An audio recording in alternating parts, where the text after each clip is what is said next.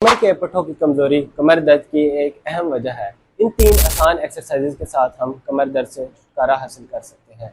हर exercise को हमने 10-10 मरतबा रिपीट करना है। सबसे पहली एक्सरसाइज में हमने ऐसे सीधे लेट जाना है। उसके बाद हमने अपने घुटनों को आराम से फोल्ड करना है और कमर के निचले हिस्से को ऐसे ऊपर उठाना है।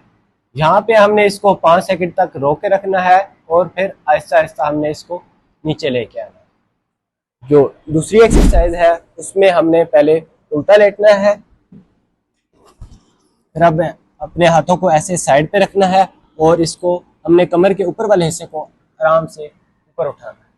यहाँ पर हमने इसको 5 सेकंड तक रोक के रखना है और फिर आहिस्ता आहिस्ता नीचे लेके आना है। तीसरी एक्सरसाइज में हमने अपने हाथों को ऐसे पीछे बांधना है और अपने कमर के सामने वाले हिस्से को और टांगों को एक साथ ऊपर उठाना है और फिर इसको आहिस्ता आहिस्ता नीचे लेके आना।